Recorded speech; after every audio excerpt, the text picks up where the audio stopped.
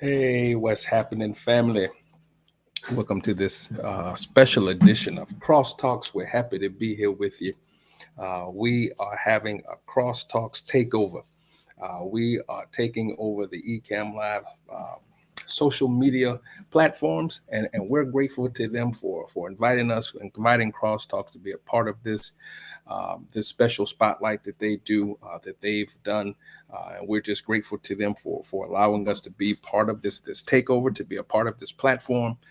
We're just excited about what's going down, what's happening, and us being a part of this great event. We want you to know that we're just excited to them for giving us this opportunity and for giving us this platform to be able to share with you, our show, what we do here on Crosstalks. And I want to thank each of you for tuning in today. It means a lot to us that we have this platform and that you're tuning in. And I want you to know that if you are tuning in on their YouTube page, for every super chat that we get, and that you use, they will match the money, and they will send a donation to the Thurgood Marshall College Fund. The Thurgood Marshall College Fund is a wonderful organization that helps underprivileged children ensure that they can have the dream of going to college. And for most of them, they will be first generation college goers and college graduates. And so every time you do a super chat on their page, they will at the end match all the dollars and send a big donation to the Thurgood Marshall College Fund. And so thank you in advance for your donations. Now let's get into it. This is Crosstalks with Antoine Brown. And what I want to be able to do is I want to go back to the genesis of what this platform is and what this platform is all about.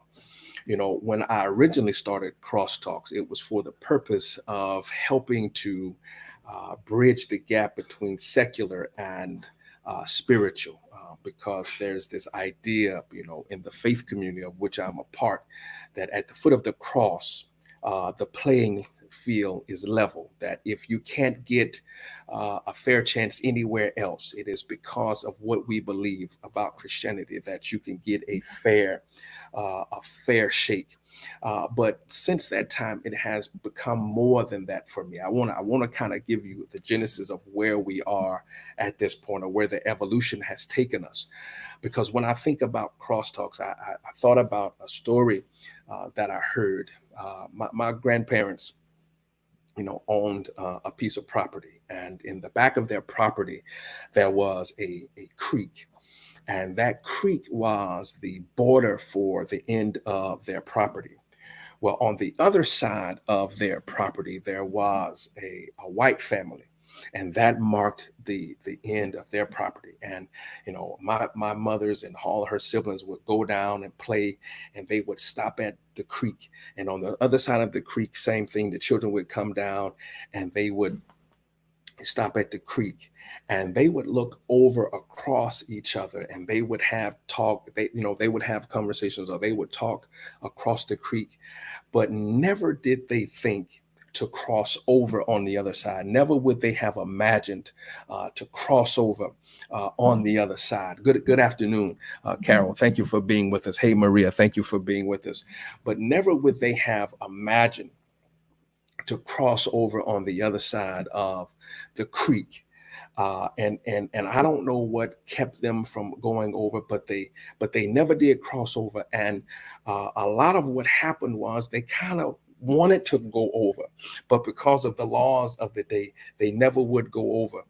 They wanted to experience the other side of the creek, but they never would, because there was this fear, number one, of what would happen on the other side of the creek.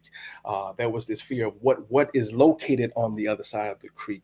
What does it feel like on the other side of the creek? And really, all they ever needed to do was build a bridge to get them over on the other side.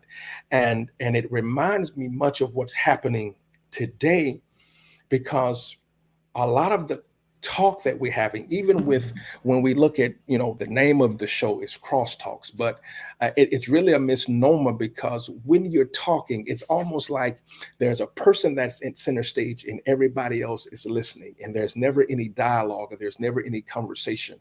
And so what I really want us to be able to do with Crosstalks is have some cross conversation. I want everybody to be able to have a voice. I want everybody to be able to come to talk, so that we can move further than where we are. When we look at our current context, when we look at where we are at this place in history right now, at this moment in our culture, there's a lot of talking going on, but there's not any dialogue. There's no conversation. And what's happening is people are talking over each other. People are talking under each other. People are talking, around each other, but there's never any conversation across the table to each other. There's really no dialogue that's going on. And so what I wanted Crosstalks to be able to do is I wanted us to be able to figure out, what is it that's keeping us from crossing over on the creek? What are our apprehensions about going over across the creek?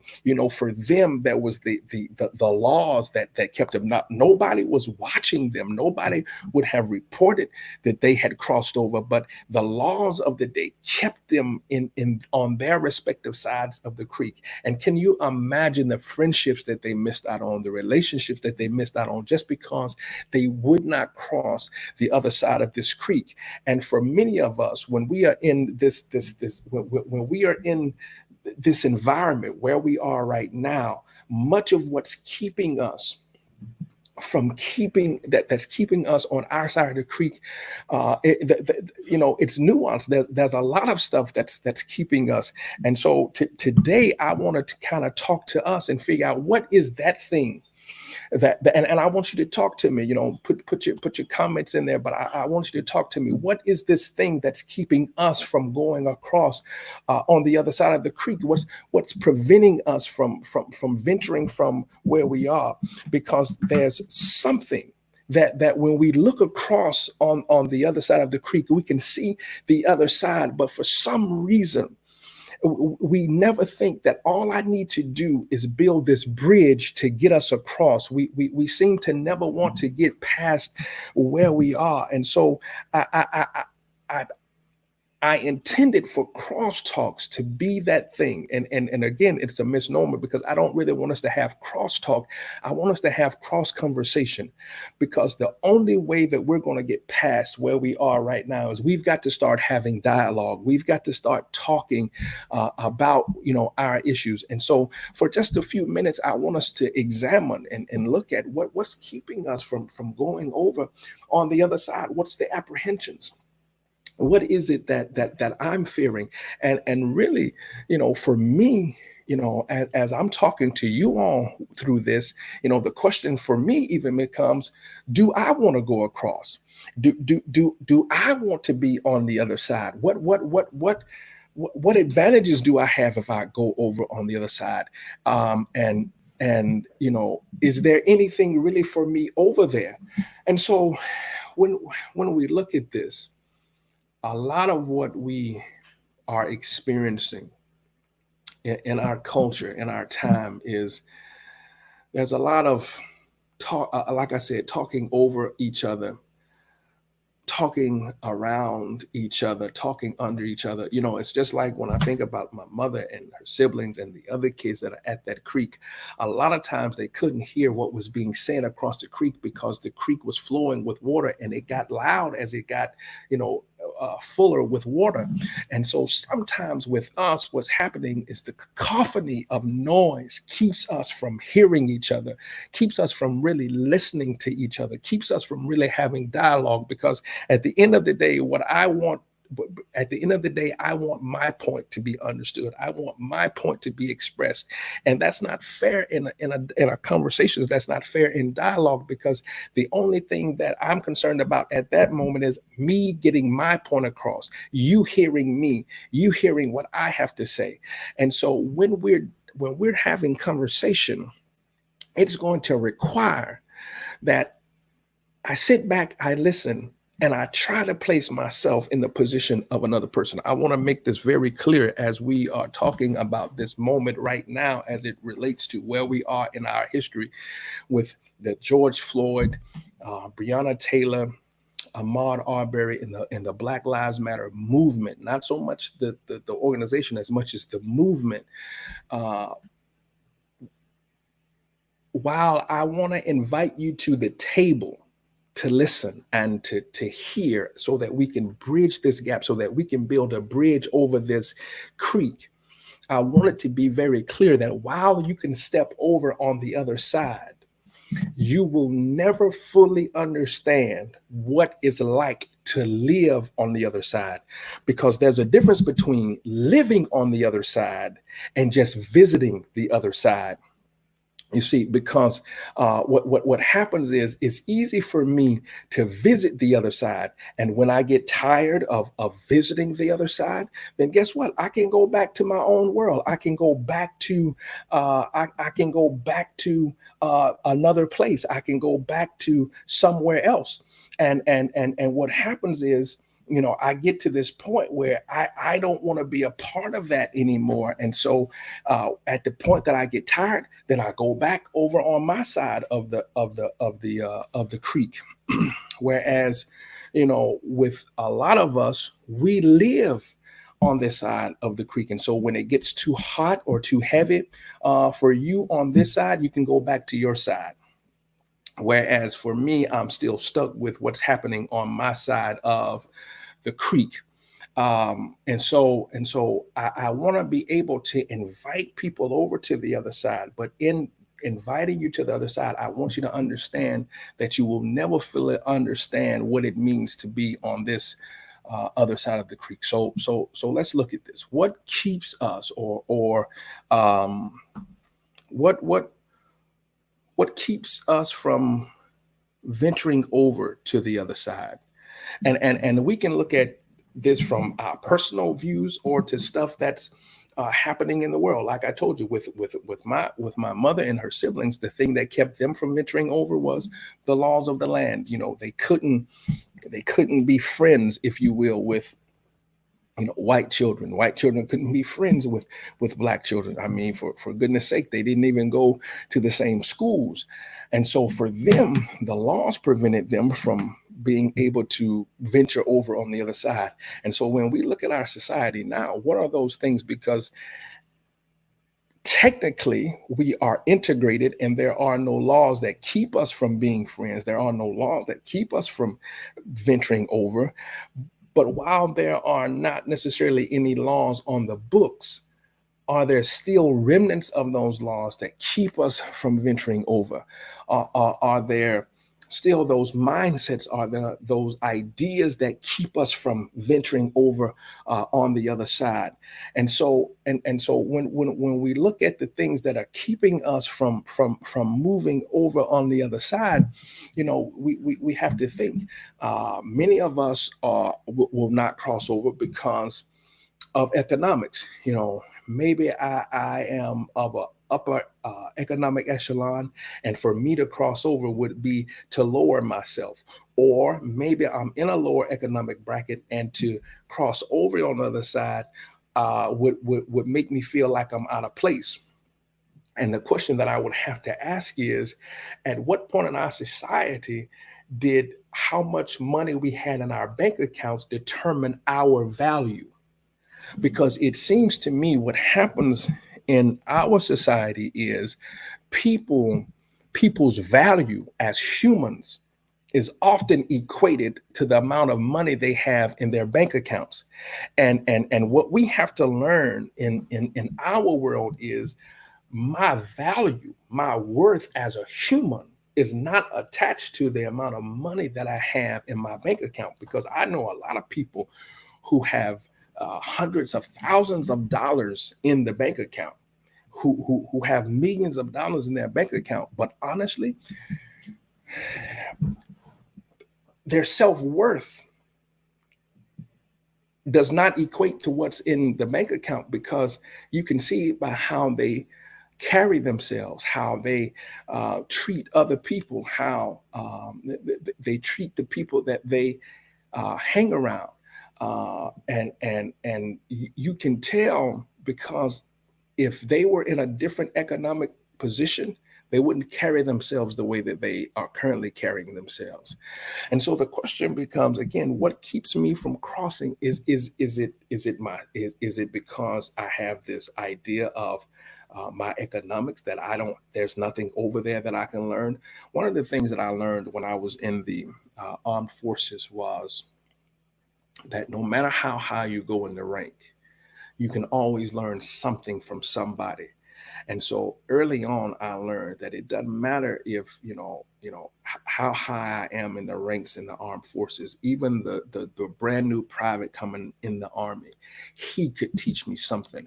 I think we get to this place where we think because of a person's economic status that they can't bring any value to me. And one of the things that I've always tried to do in the life that I live is that no matter whoever I come across, I wanted to have left there better than when I came. Not only did I want to be better after I left, but I wanted them to have felt better after I left. I wanted to, if you were ever in my presence, I wanted to be able to add some value to your life so that when you walk away, you were glad that you had met me. What we have done in this society, in this moment in time, is we have made people feel that, if they don't have a certain amount of money in the bank, or they don't live in a certain neighborhood, or they don't drive a certain car, or they don't have a certain job, then they are of a lesser value. But I've got to tell you, if that's where you are thinking of, if that's how you're thinking about people, then the real question is, are they of lesser value, or are you of lesser value? And I would even say you're not necessarily of lesser value as much as you are of a lesser character. And so when we look at what keeps us from crossing this bridge, is there's this idea of, do I even belong over there? When I get over there on the other side, how will I be valued? How will they see me? How will they interact with me? How will they talk to me? Because there's the other thing that keeps people from crossing over is this idea of education, because I'm only a high school graduate, or I only have a bachelor's degree, and on the other side of the river, there are doctors and people with master's degrees. And then there's even this idea of, where did you get your doctorate, or where did you get your master's degree? If you didn't get it from this place, then it's not as again, it goes back to value. It's not as valuable as the one I received because I went to this prestigious university. And that's to tie into what we're doing with the Thurgood Marshall Fund. That is why I picked them as the place to send the donations for what we're doing today, because there's this idea in the Black community that if they attend predominantly Black institutions, that the education is inferior, when that's not true. Because what we know about historically Black colleges and universities is that they were started because we being African Americans, we could not attend the white institutions of higher learning. We could not go to white colleges. And so in order for us not to integrate their colleges, historically Black colleges were created. Let me make this point. Some historically Black colleges and universities were started by white people. Whether the intent was good or bad, some of them were started by white people. And the reason that we had to attend these historically Black colleges and universities, these predominantly Black institutions, was because we were not allowed to be in the classrooms with, white students. And so they created, these historically Black colleges and universities. That's why when the conversation comes up now of our historically Black colleges and universities relevant, I get upset, because they were not started haphazardly. They were started out of necessity because somebody thought that we deserved to be educated beyond grade school and beyond high school, that we too could make contributions in America relative to education. And so when we look at, what's keeping us, am I learned enough to go over on the other side? Am I smart enough to be over on the other side? And when I get over on the other side, will they treat me as an equal, or will they treat me inferior, number one, because of the color of my skin, and number two, based upon the education that I've received? And I want you to know this is this goes both ways, whether it's the Black person crossing over on the other side to talk with a white person, or whether this is a white person crossing over on the other side to step into the Black world. But these are the apprehensions. These are the things that's keeping us from going over on the other side, because there's this idea of value, there's this idea of worth, there's this idea of economics, there's an idea of education. All of these play into this conversation of what's keeping me from crossing over. Because what we have to know is, if we're ever going to have any resolution, any sense of resolution, if we're going to have anything that's going to help us get to a point where we are able to have this dialogue, to have this conversation, where we're able to really come to the table and speak to each other, it's going to require that at some point we build this bridge. And whether we meet in the middle of the bridge or whether we meet on either side of the creek, we have to make steps towards moving over, because too much of what's happening right now is we're just not sitting down and having conversation. We're too busy being stuck in our own worlds and not really trying to venture out into the other world. And so there are these apprehensions that come with us crossing over. There are these things that's keeping us from crossing over. And the apprehensions really lead to us almost not just deciding not to cross over, but then my apprehensions cause me to develop ideas about the other side. I have this thought process about the other side. Over there they do this, or over there they do this, or over there they're like that, or they don't have this over there, or this is what happens on this side. We don't do that like that over there. And so my apprehensions my fears cause me to have some biases about the other side of the creek. Now, this is the thing. I'm down here at this creek. I can see the creek is separating us. I can see clearly on the other side. But what happens is, because I decide to not go over there, my apprehension, my fears make me develop these biases about what happens. And then what happens is, I get with other people on my side of the creek, and they feed into my apprehensions. They feed into my biases. They start to tell me, now they've never ventured over, but what they tell me, this is what happens over there. This is what they are like. This is how they do things.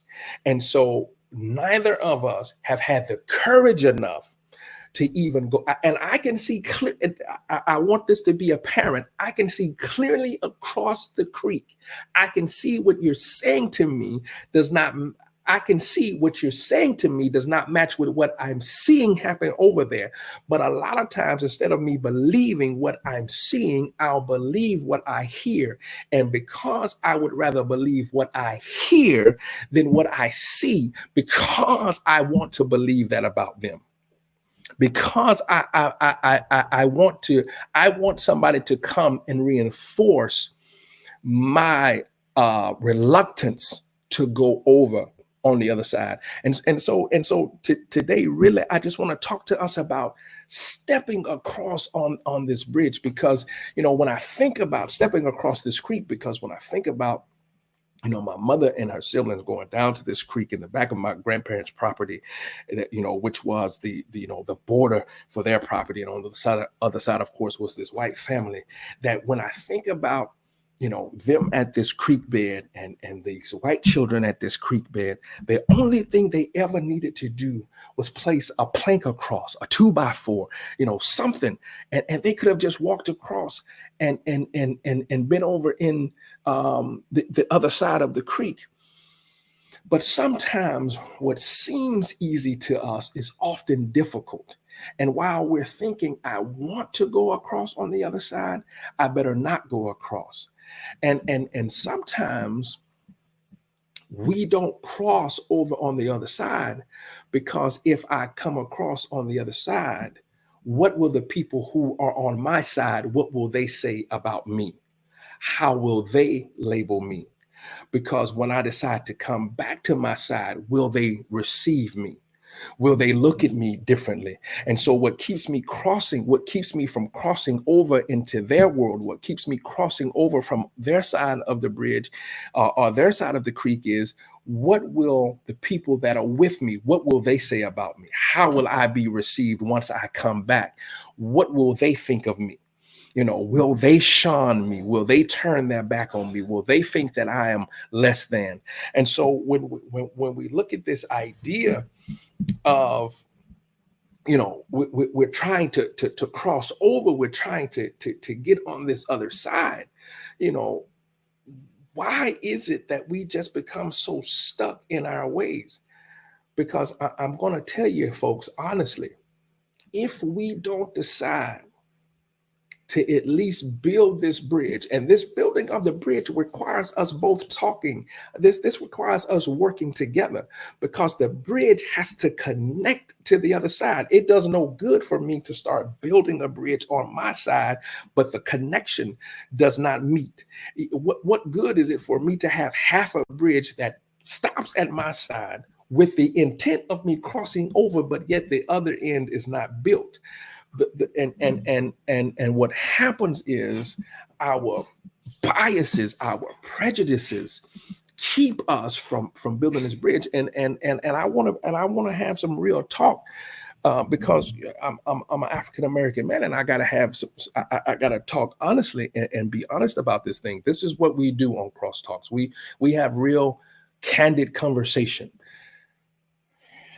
The problem with building the bridge on the African American side is that there's this idea that when we decide that we want to build the bridge to connect to the other side, the tools that we need will be taken away from us. The tools that we need to build the bridge will be on the other side. And while they could easily hand us or toss the tools over to us on our side so that we can start to construct the bridge, they will keep the tools and then say, well, we tried to build the bridge, but they wouldn't, commit, or they were too lazy to help build the bridge, or they didn't want to build the bridge. Well, how in the world can I build the bridge if you've got all the tools? Do you really want to build the bridge? Or do you want to have conversation? Or do you want to talk that we're willing to build a bridge and never do any follow-up?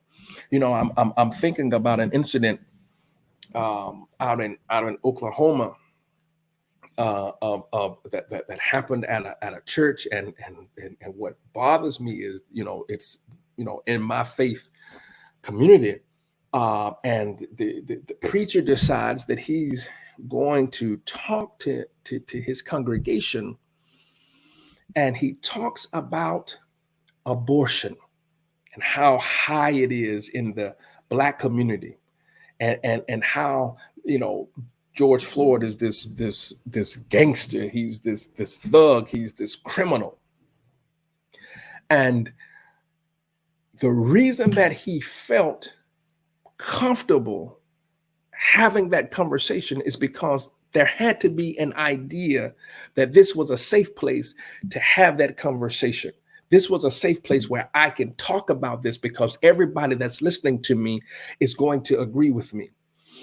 And so he has this conversation, and without even looking at history, looking at facts, looking at numbers, because what I know is the same people that will champion or talk out against abortion in the Black community, they are the same ones that will yell, "All lives matter."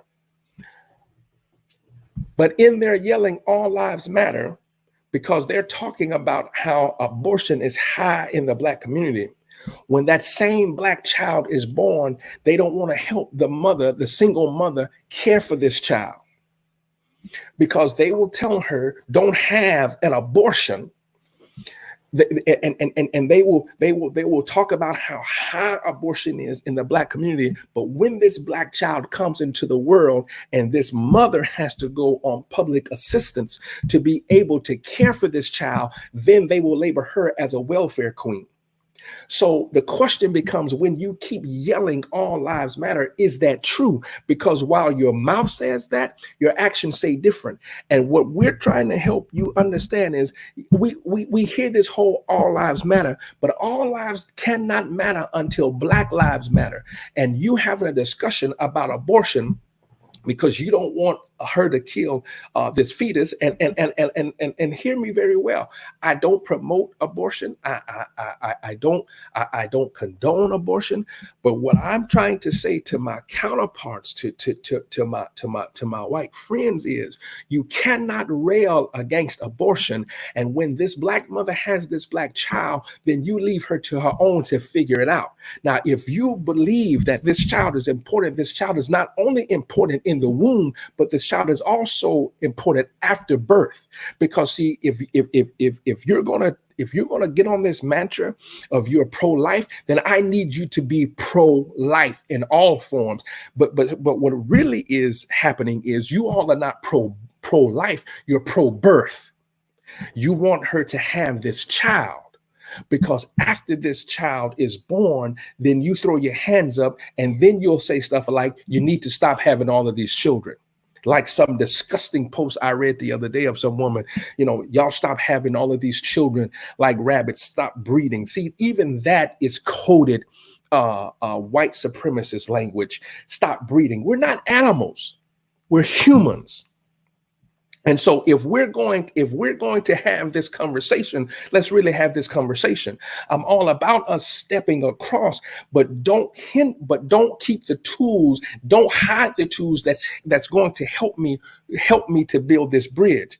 I'm all about coming into your world. I'm all about you coming into my world. But in order for us to build this bridge, I have to work on my side and you have to work on your side, so that we can build a connector so we can step into each other's world.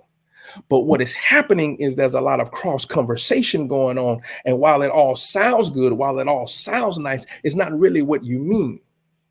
And so I want us to understand that it's good for us to have this conversation. It's good for us to have this dialogue.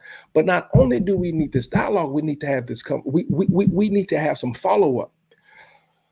Because I'm talking about us building a bridge so that we can come together and have some conversation. But what happens, as I was saying previously, is we're coming to build a bridge, but the tools are on the other side.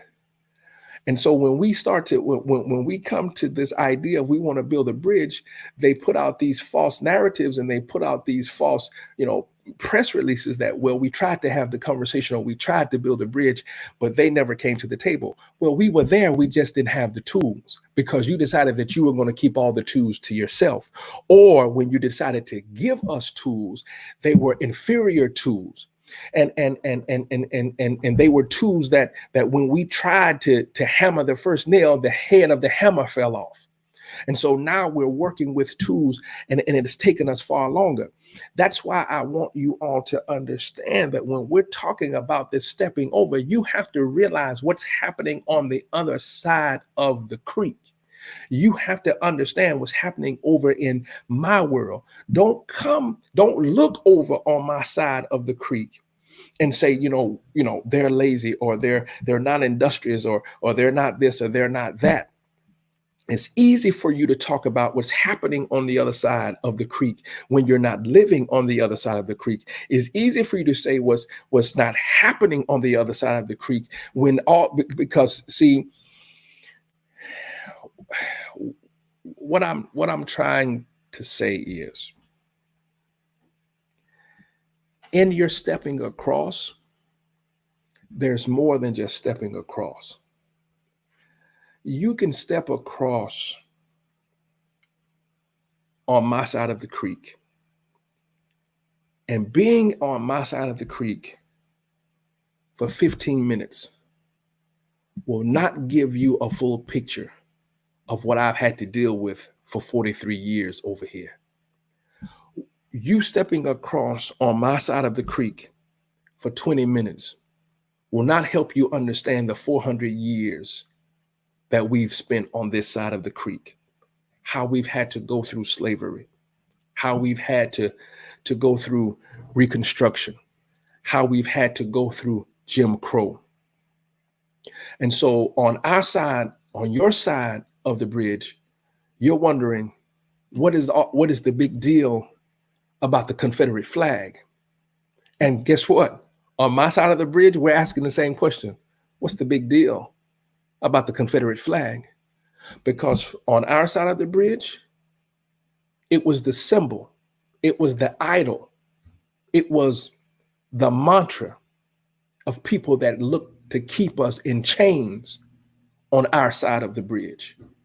It was the symbol of people that tried to exterminate us on our side of the bridge. And so when you don't understand this cloth that you're holding up as a banner for our side of the bridge, and let me say it like this. When I was in the military, I had a friend, a good friend. His last name, I even remember his last name, and I don't know if he's listening. I don't even know where he is now. His last name is Franson. And Franson and I were close because we were both from Georgia. I grew up in rural South Georgia. He grew up in North Georgia, around the Atlanta area. And Franson was a country boy. I'm a country boy. And there was a conversation that we were having, one day. And the question was asked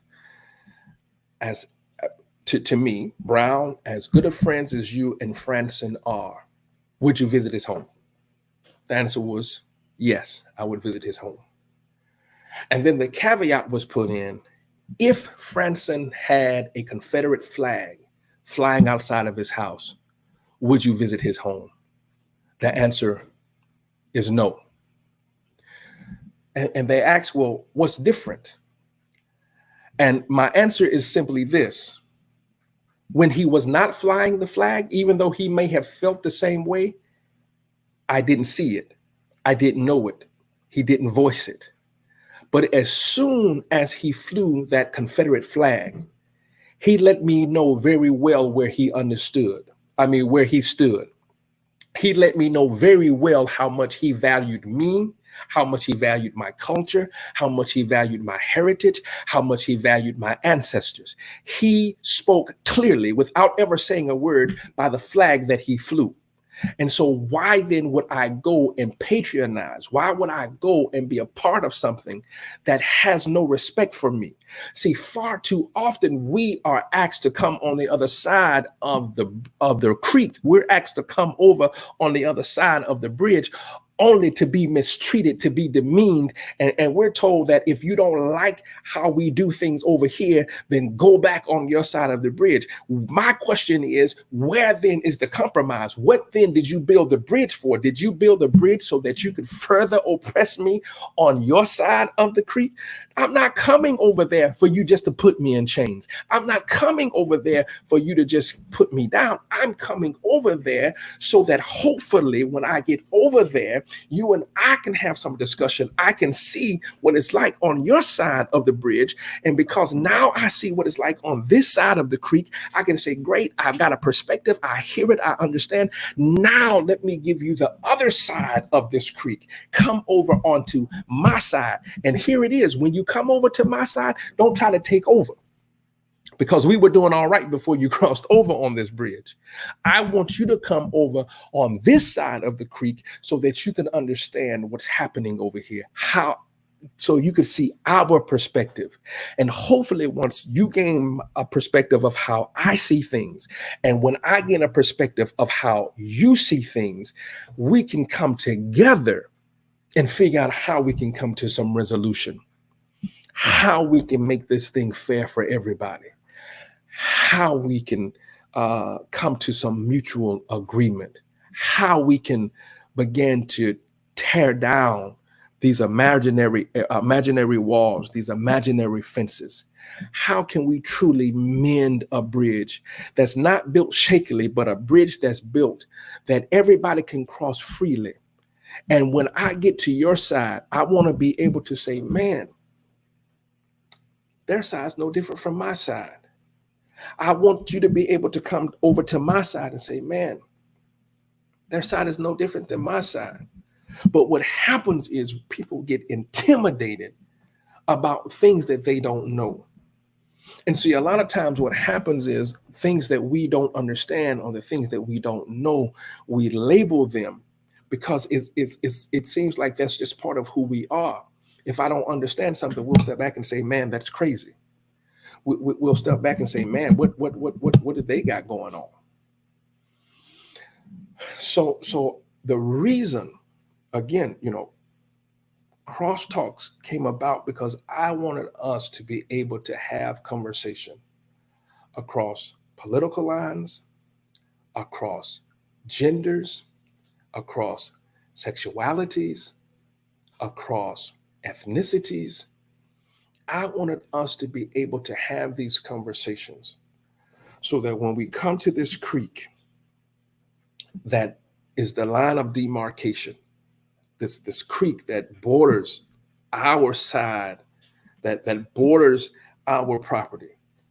Instead of us doing like my mother and her siblings and the children across the creek yelling across at each other and really not having conversation, I want us to be able to come to the creek.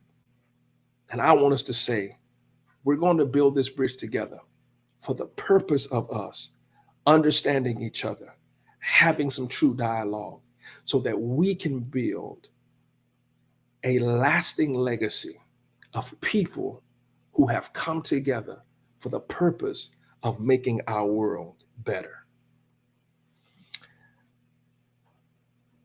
But we have to get rid of our apprehensions. We have to get rid of our prejudices.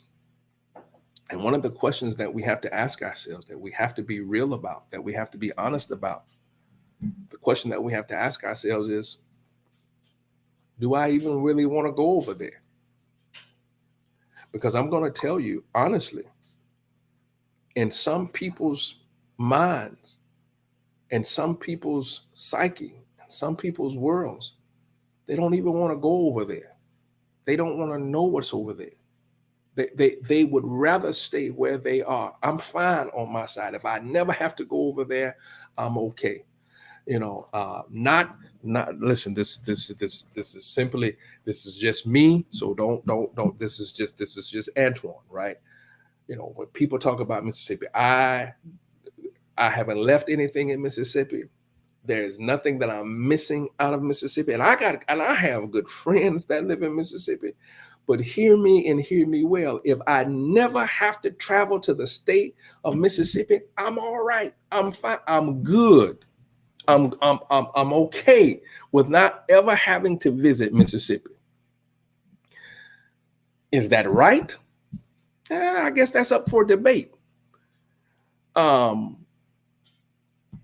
Is there a reason why? Sure, there is a reason why. Yeah, and I got some friends. I've got some friends that are talking that are from Mississippi, and Mississippians are great people. I don't have anything. It's just that the history of Mississippi makes me not want to visit Mississippi. And I think that the people, the African American people that have grown up in, they are some of the most resilient people. They are people that I cannot, for whatever reason, understand how strong they are. But I just don't. I'm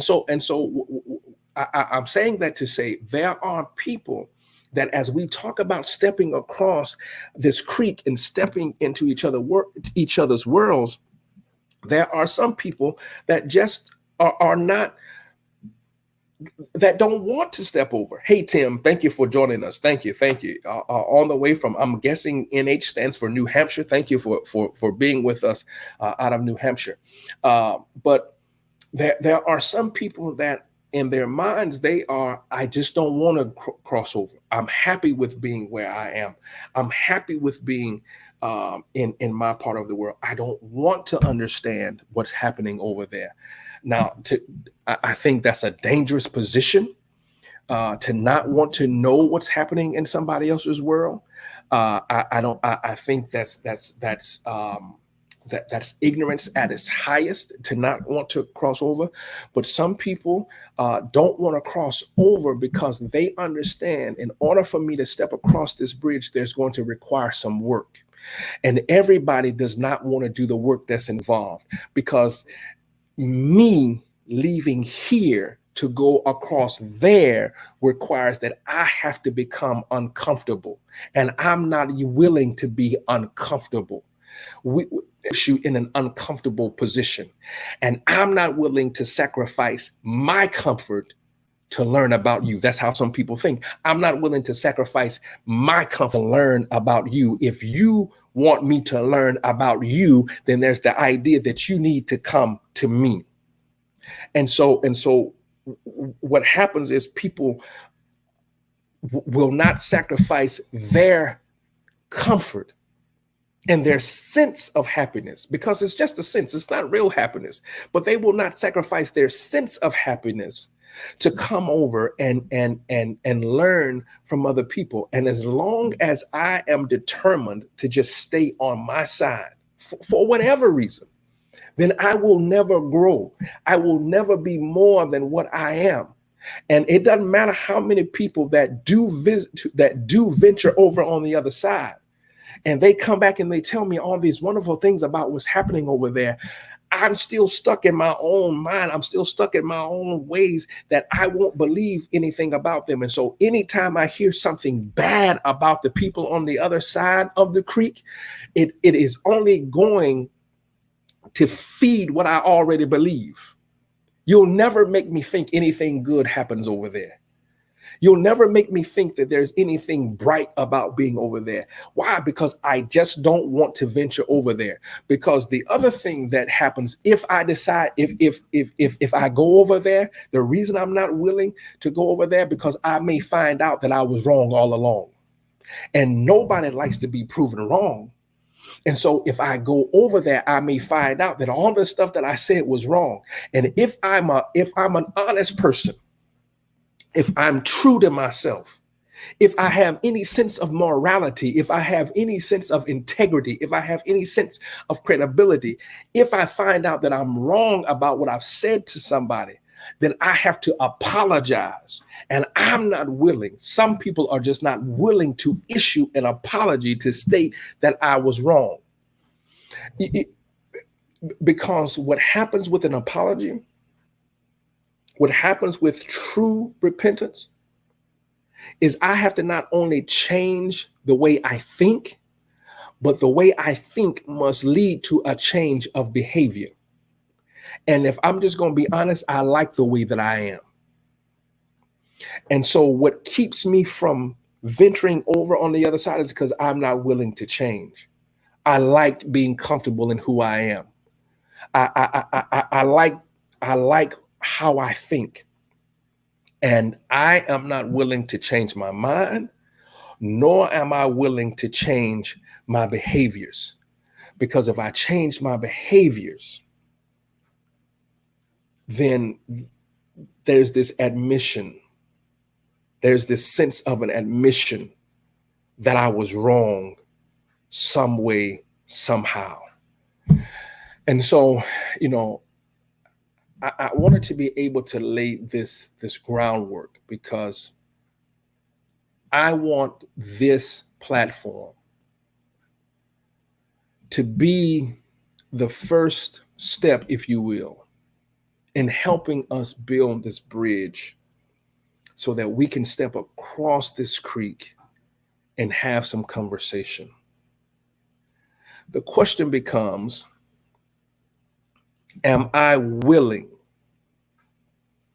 Am I willing to come alongside you and help build this bridge? Or what happens sometimes, especially in the Black community, as we look at this building this bridge, is we will do all of this work building this bridge,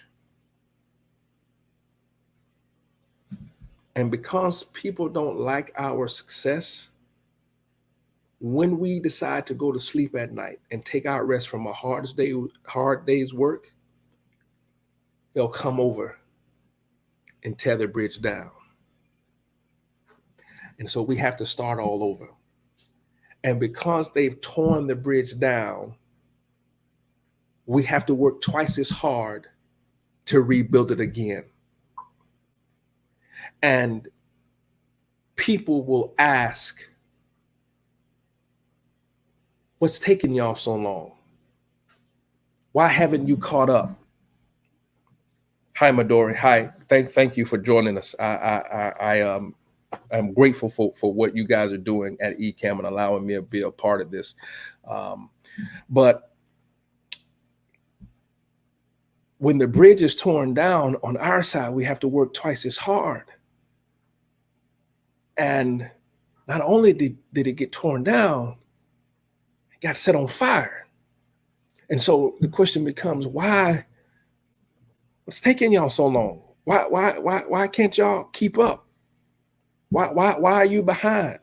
All you got to do is pull yourself up by your own bootstraps. Well, that's good. But in the midst of you tearing down my bridge, you took my boots. You didn't just take the boot laces, you took the whole boots. So in order for me to pull myself up by my bootstraps, I've got to go find a pair of boots, and I've got to find a pair of boots with the laces. And so it just, it gets to a point where it becomes disheartening, and you become, nearly defeated. And the idea is, we hope that you'll get tired. We hope that you won't want to start over again. And we have to recall places like Rosewood was a community of